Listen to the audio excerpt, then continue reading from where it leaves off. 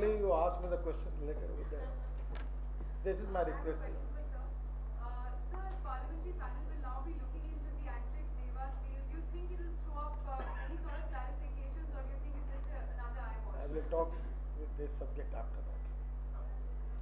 When he left, the left party, he said that he wanted to work for the poor people.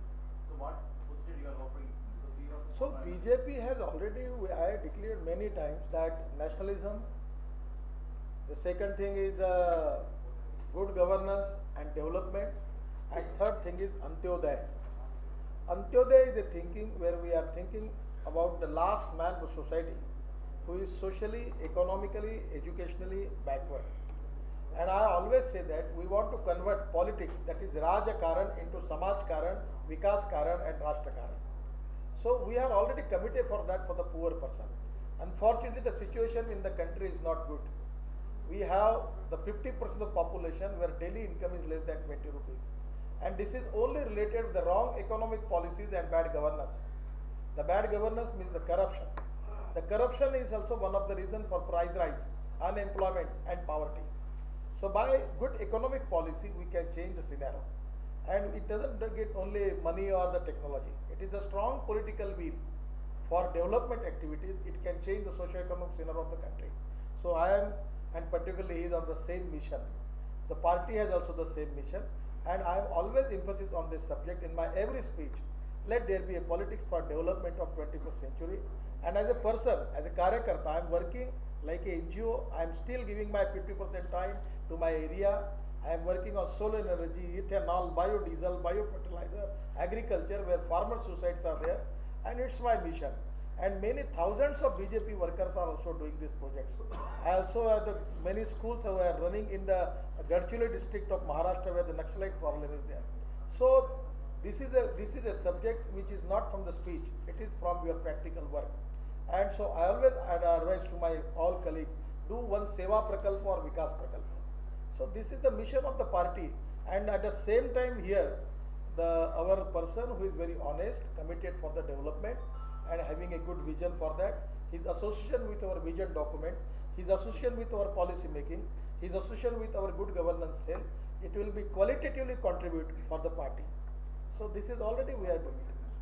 And I am going to appoint him as our national executive, and at the same time he will contribute in our good governance cell. Then our policies, making vision document. My only problem is my friends in media. They are not very much interested in all this agenda. What's the meeting agenda in Delhi? Yeah. Delhi आए हुए हैं. कौन? Karnataka BJP chief is meeting you. So what's the agenda? I have no agenda. Thank you very much. Thank you. आप मलयालम में, हाँ, yes, sure.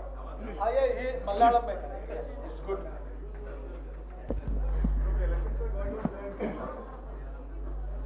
Only Malayalam.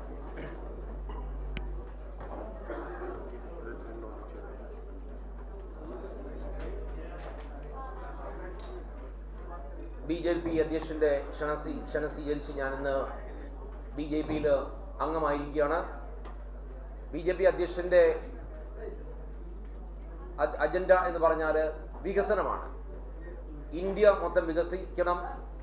ഇന്ത്യയെപ്പറ്റി നമ്മൾ ചിന്തിക്കുമ്പോൾ നമുക്ക് എല്ലാവർക്കും ഇന്ത്യ ഒരു വലിയ രാജ്യമാണല്ലോ എന്ന് നമ്മുടെ മനസ്സിൽ തോന്നണം. അപ്പോൾ ഇവിടെ വികസനം ഉണ്ടാകണം. പക്ഷേ വികസനം കുറേ കാശുകാർക്ക് വേണ്ടി മാത്രമല്ല, സാധാരണക്കാരനും പാവപ്പെട്ടവനും വേണ്ടിയുള്ള വികസനം, എല്ലാവരിലും എത്തുന്ന വികസനം. അതാണ് BJP പ്രസിഡന്റിൻ്റെ നാഷണൽ അജണ്ട. ആ അജണ്ടയുമായിട്ട് എനിക്ക് ചേർന്ന് പ്രവർത്തിക്കാൻ ഒരവസരം കിട്ടുകയാണ്. എൻ്റെ ജീവിതം മുഴുവൻ ഞാൻ IAS-കാരനായിരുന്നു, 27 വർഷം IAS-കാരനായിരുന്നു. എൻ്റെ ജീവിതം മുഴുവൻ ഞാൻ ചെയ്തത് നട്ടുള്ള ഒരു ഉദ്യോഗസ്ഥനായി ജനങ്ങൾക്ക് വേണ്ടി പ്രവർത്തിച്ചു. ഞാൻ കോട്ടയം കളക്ടറായിരിക്കുമ്പോഴും ഡൽഹി കമ്മീഷണറായിരിക്കുമ്പോഴും ഉന്നത വിദ്യാഭ്യാസ സെക്രട്ടറി ആയിരിക്കുമ്പോഴും ലാൻഡ് റവന്യൂ കമ്മീഷൻ ആയിരിക്കുമ്പോഴും എങ്ങനെ ജനങ്ങളിലേക്ക് ഇറങ്ങി പ്രവർത്തിച്ച് അവരുടെ ശബ്ദമാകാമെന്ന് കാണിച്ചു. കഴിഞ്ഞ 5 വർഷം അസംബ്ലിയിൽ 2 കാര്യങ്ങൾ ഞാൻ ചെയ്തു. എങ്ങനെ ജനങ്ങളുടെ ശബ്ദമായി അസംബ്ലിയിൽ ജനങ്ങളുടെ വിഷയങ്ങൾ അസംബ്ലിയിൽ അവതരിപ്പിക്കാമെന്ന് കാണിച്ചു. രണ്ടാമത് ഏറ്റവും പ്രധാനപ്പെട്ട കാര്യം, എങ്ങനെ വികസനം ഒരു മണ്ഡലത്തിലേക്ക് കൊണ്ടുവരാമെന്ന് ഞാൻ കാണിച്ചു. ഏകദേശം 350 കോടി രൂപ കൊണ്ടുവന്നു. ആ പൈസ കൊണ്ടുവന്നു മാത്രമല്ല അവിടെ കാര്യങ്ങൾ നടത്തി. പുതിയൊരു രാഷ്ട്രീയ ശൈലി കേരളത്തിലേക്ക് കൊണ്ടുവന്നു. ഒരു MLA യുടെ പ്രധാന ജോലി കല്യാണവും മരണവും കൂടുക മാത്രമല്ല. രാവിലെ 6 മണിക്ക് ഞാൻ ഒരു TB മുറിയിൽ താമസിച്ച് അവിടെ നിന്ന് ഇറങ്ങുമായിരുന്നു.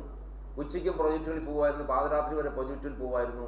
അങ്ങനെ എങ്ങനെ കാര്യങ്ങൾ ജനങ്ങൾക്ക് വേണ്ടി ചെയ്യാം, എങ്ങനെ വികസനം ഏറ്റവും പെട്ടെന്ന് എത്തിക്കാം എന്ന് ഞാൻ കാണിച്ചു കൊടുത്തു. ആ വികസന സ്വപ്നം പങ്കിടുന്ന ഒരു പ്രസ്ഥാനമാണ് BJP. അതാണ് BJP പ്രസിഡന്റിന്റെ സ്വപ്നവും. ആ സ്വപ്നത്തിൽ പങ്കിടാൻ വേണ്ടിയാണ് ഞാൻ ഈ BJPയിൽ ചേർന്നിരിക്കുന്നത്.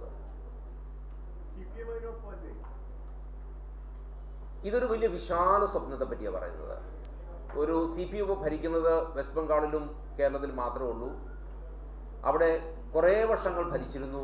വെസ്റ്റ് ബംഗാളിലെ സ്ഥിതി എന്താ, കേരളത്തിലെ സ്ഥിതി എന്താ? കേരളത്തിൽ നിന്ന് ലക്ഷക്കണക്കിന് ആൾക്കാർ എന്തുകൊണ്ടാണ് ഗൾഫിൽ പോയി ജോലി ചെയ്യുന്നത്? എന്തുകൊണ്ടാണ് കേരളത്തിൽ അവസരം ഉണ്ടാകുന്നില്ല? അതുകൊണ്ടല്ലേ ഈ ജനിച്ച കുട്ടിയോട് നീ മകനെ നീ കേരളത്തിൽ ജനിച്ചിരിക്കുന്നു, നീ ഇവിടെ താമസിക്കാം, നിനക്കിവിടെ എല്ലാം ഉണ്ടാവുമെന്ന് പറയാൻ ഏതെങ്കിലും രാഷ്ട്രീയക്കാരന് പറ്റുമോ? അവിടെ ഭരിച്ചിരുന്ന കോൺഗ്രസിനും കമ്മ്യൂണിസ്റ്റുകാർക്കും സാധിച്ചോ?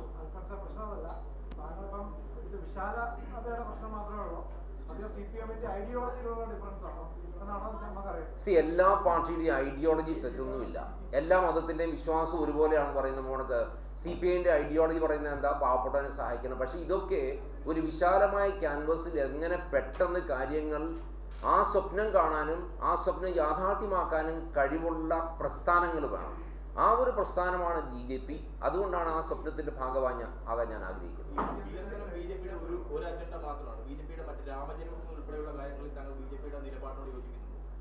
ഞാനിപ്പോൾ സംസാരിക്കുന്ന വികസനം, ഡെവലപ്മെന്റ് എന്നുള്ള അതിനെ പറ്റിയാണ്.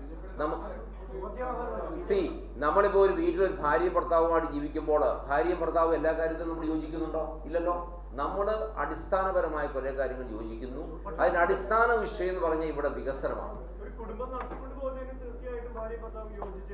കുറേ ആശയങ്ങൾ യോജിക്കും, കുറേ ആശയങ്ങൾ നമുക്ക് എല്ലാത്തും യോജിക്കേണ്ട ആവശ്യമില്ല. അടിസ്ഥാന കാര്യങ്ങൾ യോജിക്കും. ഇവിടെ എന്താ ഇന്ത്യയിൽ വിഷയം എന്താ? അടിസ്ഥാന വികസനമാണ്. നമ്മുടെ ഇന്ത്യയിൽ കഴിഞ്ഞ 63 വർഷമായി ആവശ്യമില്ലാത്ത കാര്യങ്ങൾ സംസാരിച്ച് സമയം കളയുക. നമ്മൾ വികസനം എന്ന വാക്കിന് ഊന്നൽ കൊടുത്ത് അതിനുവേണ്ടി പ്രവർത്തിക്കുകയായിരുന്നെങ്കിൽ ഇന്ത്യയിൽ ഒത്തിരി മാറ്റങ്ങൾ വന്നേനെ.